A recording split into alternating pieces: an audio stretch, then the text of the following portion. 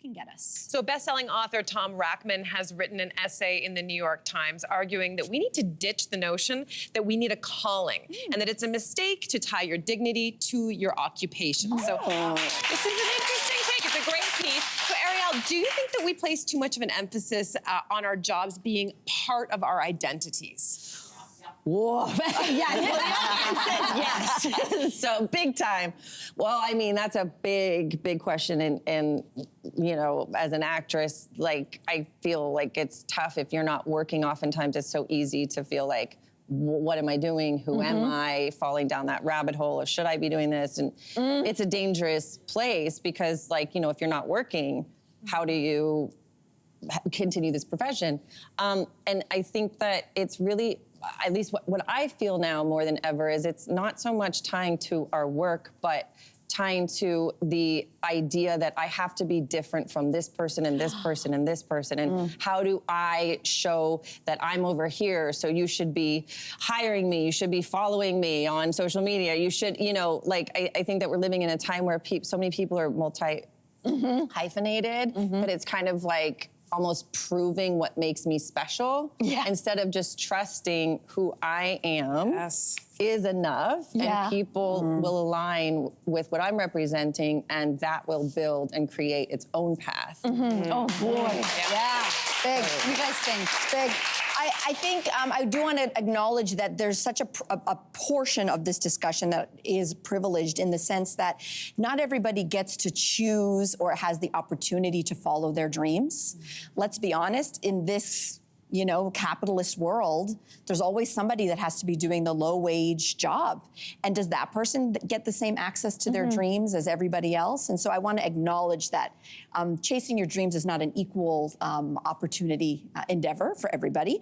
Having said that, I would hope that everybody finds a way to do what they love because we spend so much of our time working. Wouldn't it be sad if it wasn't your best self and fulfilling you and filling your cup as opposed to depleting you every day? So that's the hope. Can we actually get there? And then also in the age of AI, we've got little kids. I don't know that the jobs they want will exist in 5 or 10 years. So what does passion mean when a robot might do your job? So I think this is a very interesting conversation. I do too. You got me thinking, do you think it's partly a North American phenomenon too, the idea that we're so tied to our careers? Even thinking about the saying, like, we tell our kids, maybe you don't, I'm speaking very generally, but you can be anything that you want. And even if you disagree with that statement, be anything, it's not be anything you want as a person, it's be anything you want for your vocation. So right away, right out of the gate, we're saddling ourselves and our young people with this idea that what you do is who you are. And in our case, it's...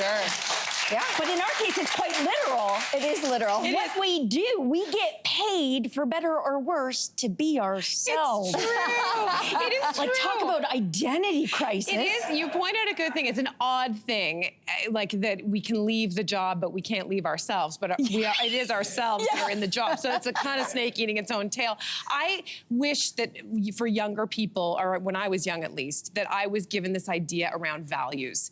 I've only just, as a grown adult, done values exercises. I don't know if people are familiar with this. If you're not, you can Google this, and there's about 50 to 100 words, anything from, you know, family to, you know, environment, like things that you might identify with, and what you're tasked with is to reduce that list to like your top 5. And it's not easy, because you might identify with a lot of them, but what are your most important things? And then try and reduce it to your top 2.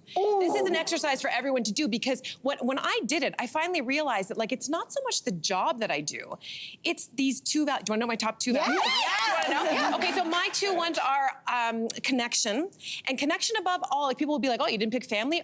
That's in the umbrella of, like, I want to feel connected to myself, to my body, to my friends, to my family. That's an important thing. So every day, if I center myself on I want to feel connected, it doesn't matter in a way what I do, if that's my value. My second one is authenticity.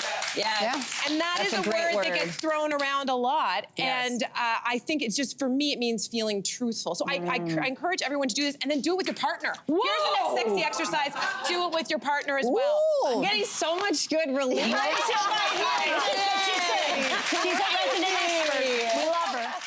Hey, you. Come a bit closer closer. We've got so many more must-see interviews, spicy debates, lifestyle tips, and pop culture moments. So subscribe to our channel by tapping the logo below and don't miss out.